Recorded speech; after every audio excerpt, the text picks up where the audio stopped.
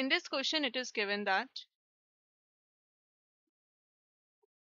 an alternating series of the form summation k is equals to 1 to infinity. Here we have negative 1 raised to the power n plus 1.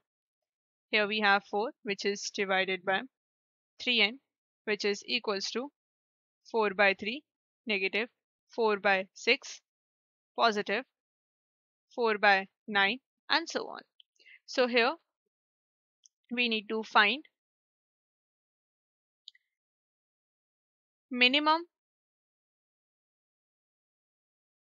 number of terms